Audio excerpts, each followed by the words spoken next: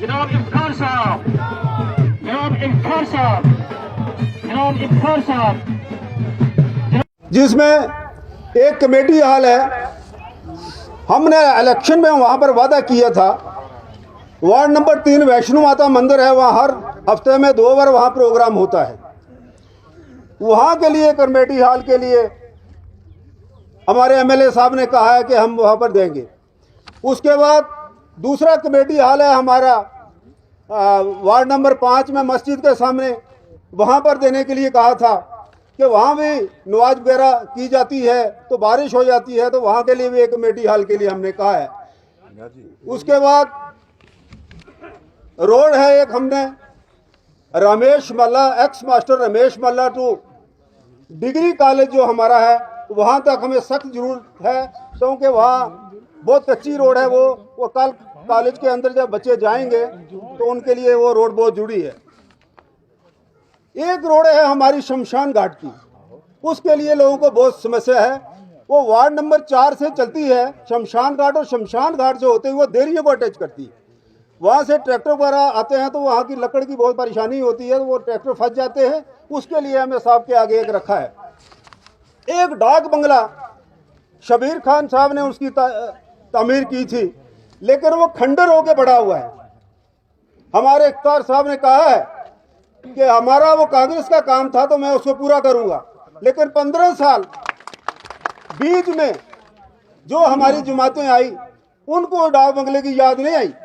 लेकिन फिर जब हमारी कांग्रेस सरकार का, मैंने उनसे कहा कि डिग्री कॉलेज तो आपने दे दिया, लेकिन वहाँ स्टाफ नहीं है, बिल्डिंग नहीं है, अगर बच्चे पढ़ेंगे तो कैसे पढ़ेंगे। लेकिन उन्होंने मुझे आश्वासन दिया है, एक तो टेंडर हमने उसकी बाउंड्री वॉल और लैंड लेवलिंग का करवाया है, और बहुत जल्द इंशाअल्लाह इसी प्लान में आपकी डिग्री कॉलेज की बिल्डिंग का भी मसला हल हो जाएगा। ये भी मैं आपको वादा देता हूँ। आपने यहाँ, मैं समझता हूँ कि बॉर्डर एरिया है, यहाँ हेल्थ फैसिलिटी की बड़ी शदीद जरूरत है। पिछले दिनों आपने देखा होगा जो आपकी पीएचसी चटियाड़ है, उस पर मैंने एक सरप्राइज विजिट किया, और इस बार जो मुझे बजट मिला, जो मुझे प्लान के लिए बताया गया, मैंने पीएचसी चटियाड़ में एक एम्बुलेंस और वहाँ एक्सरे मशीन वो रखी है, और 24/7 डॉक्टर, ये मैंने इंश्योर किया है ताकि यहाँ मेरे बॉर्डर के जो लोग हैं उनको प्रॉब्लम ना हो सके। अभी हमने प्रपोजल में, मैंने चीफ मिनिस्टर साहब से कहा कि उस पीएचसी को सीएचसी में अपग्रेड किया जाए, और एक पीएचसी आपकी यहाँ कहीं सेंटर प्लेस में खुली जाए, ताकि आपको जो हमारे गरीब लोग हैं उनको वहाँ परेशानी ना हो सके। साथियों, आपने बहुत प्यार दिया, मैंने कोशिश की। आज मैं सड़कें, बिजली, पानी, ये मेरी जिम्मेदारी है। आपको जहां हम डिस्ट्रिक्ट पंचायत टू पंचायत में विजिट कर रहा हूं, और कुछ पंचायतें मैंने कवर की हैं, कुछ पंचायतों में अभी मुझे जाना है। आपके जितने मसाइल हैं वो मैंने लफ्ज ब लफ्ज, केवी स्कूल का मसला उठाया। मैं आपको यकीन दिलाता हूं, इससे पहले जो सियासत हो गई, अब कोई सियासत नहीं होगी, काम होगा और आपका हक मिलेगा। केवी स्कूल आपका बनेगा ताकि आपके बच्चे उसमें पढ़ सके, इसमें कोई सियासत नहीं होगी।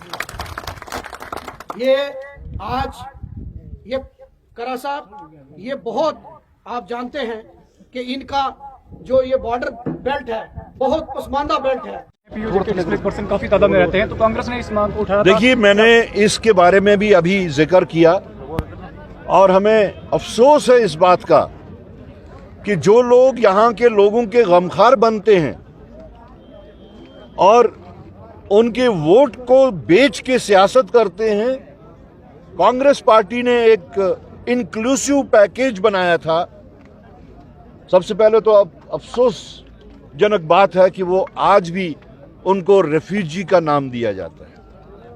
ये एक अफसोस की बात है, अपने घर में उनको रेफ्यूजी कहा जाता है। लेकिन कांग्रेस पार्टी ने एक इंक्लूसिव, एक कॉम्प्रिहेंसिव पैकेज बनाया था, जिसमें उनकी माली मुआवनत जो की थी 25 लाख रुपया वन टर्म, उनके साथ बात करके उनके साथ ये फैसला लिया गया था कि वन टाइम सेटलमेंट के वास्ते। तो वो बाद में सरकार बदलने के बाद बीजेपी ने जो अपने आप को गमखार कहती है लोगों की परेशानियों और मुश्किलात का कि वाहिद वही है, उन्होंने उसको कम करके 5.5 लाख कर दिया और उस सेटलमेंट पैकेज का अभी तक कहीं कोई पता नहीं है। तो हम लोग इस चीज़ को हमने हमारे मैनिफेस्टो में भी रखा हुआ है।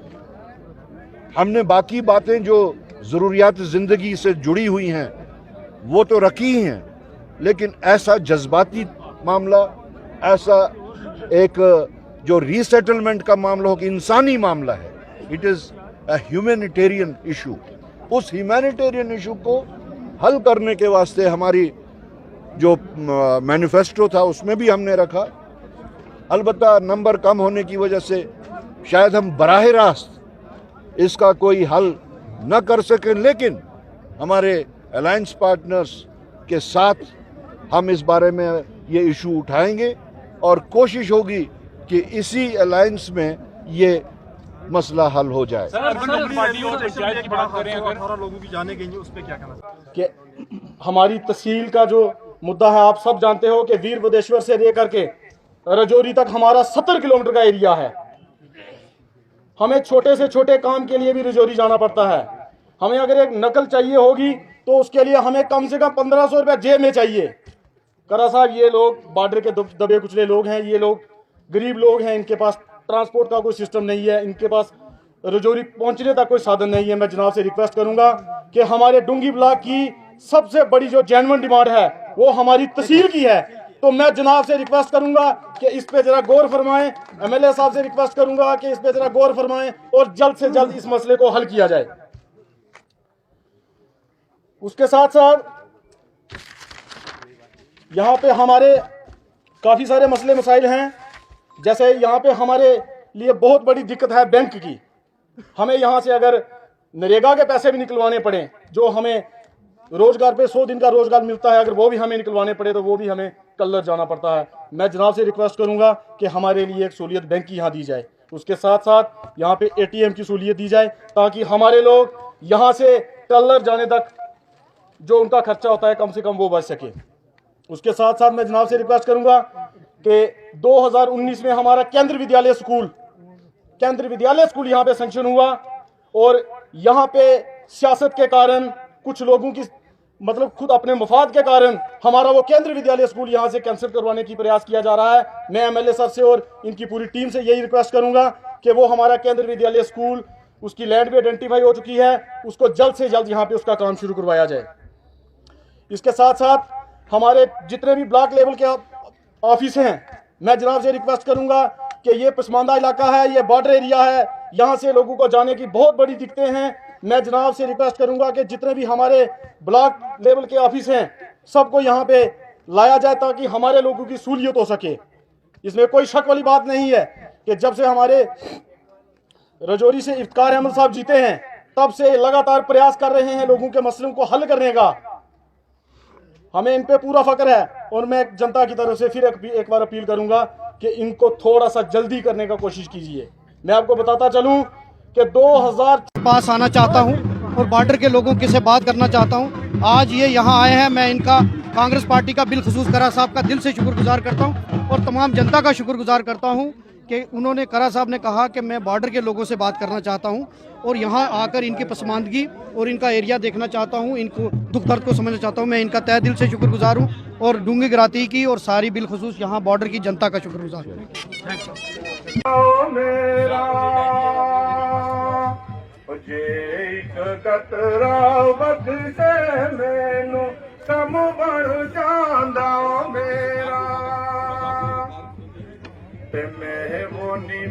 मेरा मुर्शद ऊंचा ऊंचियां दे संग लाई से मैं मुनी मां मेरा मुर्शद ऊंचा ऊंचियां दे संग लाई मैं सदके उना ऊंचियां बोलू जिना निमिया नाल। जरूर बताता हूँ कि ये समय की पुकार है कि उस पार्टी की सोच को आगे बढ़ाया जाए जिस पार्टी ने शहादत देके हिंदुस्तान में आजादी लाई और इतिहास रचा, चाहे स्वर्गीय इंदिरा गांधी हो चाहे स्वर्गीय राजीव गांधी हो, चाहे सरदार भगत सिंह हो, जो अपनी जान देने से भी परहेज नहीं किया, जिन लोगों ने और देश की एकता और अखंडता के लिए काम किया, भाईचारे को मजबूत करने के लिए काम किया।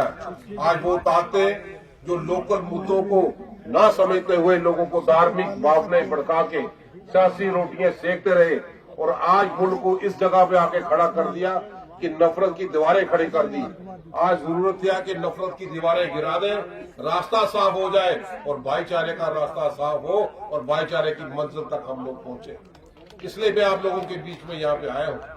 कई चीजें जिसका जिक्र हमारे साथियों ने कहा, रिफ्यूजी का तबका, कांग्रेस ही एक पार्टी थी, मैं रेवेन्यू मिनिस्टर था और मनमोहन सिंह जी ने कहा कि एक पैकेज देना चाहता हूं मैं आप रिफ्यूजी हूं, लेकिन कैबिनेट से मंजूरी दिलवाए। 1947 के बाद पहली बार वो कैबिनेट जिसमें हम रेवेन्यू मिनिस्टर थे, पैकेज बना के 25 लाख का दिया। फिर ज्वाइंट पार्लियामेंट्री कमेटी है, उन्होंने कहा 25 लाख नहीं 30 लाख रुपया देंगे, लेकिन आज 30 लाख मिला होता तो रिफ्यूजियों के साथ इंसाफ होता। इस सरकार ने सब कमेटी बना के 5.5 लाख से उसके बाद फायदे बंद कर दी। ये अफसोस है। और राहुल गांधी जी ने कमिटमेंट की थी पिछले दिनों कि हम पूरा फाइनेंशियल पैकेज रिफ्यूजियों को देंगे ताकि उनके साथ इंसाफ हो, और आज भी हम उनके साथ खड़े हैं। इसी ढंग से गुजर बिरादरी का जिक्र यहाँ पे आया बैठी है, क्योंकि आज से 20 साल पहले आपने यहाँ पर प्रोग्राम किया था और उसके बाद मेरे इस इलाके की किसी ने सुध नहीं ली। यहाँ जो भी आया उसने हिंदू और मुसलमान की बात की, वोटों की राजनीति की और आपस में लड़ाने की बात की, किसी ने इकट्ठा करने की कोशिश नहीं की। आपका और आपकी पूरी तंजीम का मैं शुक्रगुजार हूँ कि आपने जो डिस्ट्रिक्ट कन्वेंशन हमारे इस बॉर्डर एरिया में रखी, इसके लिए यहाँ की तमाम जनता जो है वो आप तमाम लोगों का शुक्रिया अदा करती है। इसके साथ सर मैं ये बात बता देना चाहता हूँ कि जैसे स्टार साहब ने कहा कि मसाइल में आपके खुद हल करूंगा, आप मुझे बताइए। साथियों मैं आपको ये बात बता देना चाहता हूँ कि करा साहब ने पीडीपी उस वक्त छोड़ी थी जब पीडीपी गवर्नमेंट में थी। उस वक्त इन्होंने कुर्सी को उस वक्त छोड़ा था। इन्होंने कहा था कि पीडीपी अब जो है वो बीजेपी के साथ चली गई है, मैं इस कुर्सी पर उस पार्टी में नहीं रह सकता। मेरा कहने का मतलब है कि इन्होंने किरदार की राजनीति की, इन्होंने कभी सियासत जो की है वो जियारत की है, तजारत नहीं की है, तमाम लोगों को साथ लेकर चलना। और आज मैं ये दावे के साथ कह सकता हूँ कि जो पार्टी हमारी बंगलों के अंदर एसी कमरों में बैठती थी और बाहर फोटोग्राफी करती थी और ये कहती थी कि हम लोगों के बीच में जा रहे हैं, सर आप हर जगह जा रहे हैं और तमाम लोग जो है यहाँ से आपको